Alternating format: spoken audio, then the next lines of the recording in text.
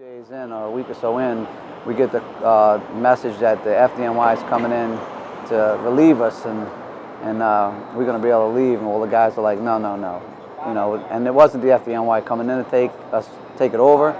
They were coming to assist, and that's what they did. They came in, they responded on fire calls with us, they made rescues with us, you know, assisted in every aspect of the job. But on their days that they weren't assigned fire duty or duty at the compound, they found guys who needed help either at their personal residence or at the fire station, and they just took it upon themselves to get tools and manpower and equipment and said, let's go to your house. What do you need done?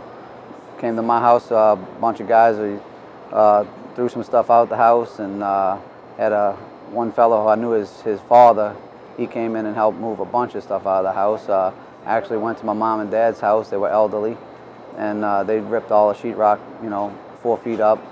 Saw the neighbor next door to my father's house had a tree on his house, and the lieutenant that was there, I can't remember his name, he says, hey Cap, you like your dad's neighbor? I'm like, yeah, he's a nice guy. He goes, cut that tree off that house. So, I mean, you know, they weren't just helping us, they were looking to help whoever they could.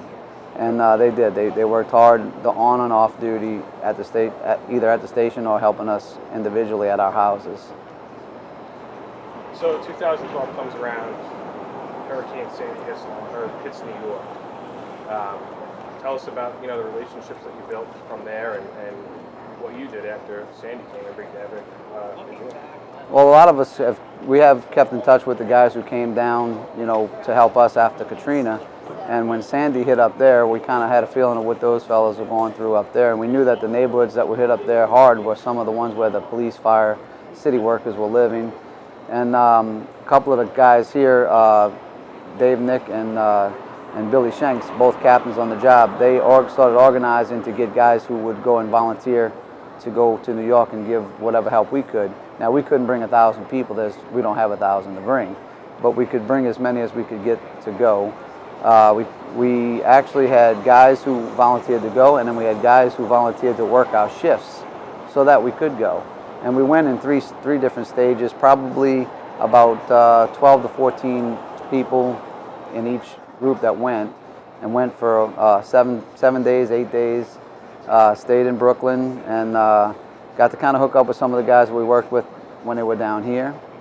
And it was a good feeling. It was a good payback. And actually, we were doing a house. It wasn't a fireman. It was a fireman who was killed in 9/11's brother's house.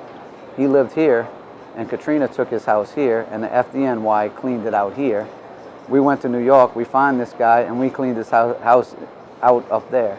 So it's kind of a strange story, a strange little twist of fate, but both departments were able to help him, but in the other guy's town. So it's kind of a neat deal. He had 2 brothers on the job. One was lost in 9/11, and the other fellow was still on the job.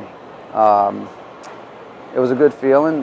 We brought some young fellows with us who weren't on the job for Katrina, but it was a good lesson for them to learn that this is what we do as firemen. We pay it forward, take care of one another.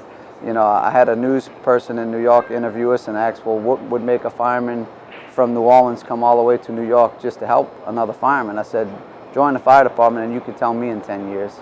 It's something that you can't explain. It's just something that we do. So it was a great experience. The people in New York were incredible to us, and the department up there was very good to us also.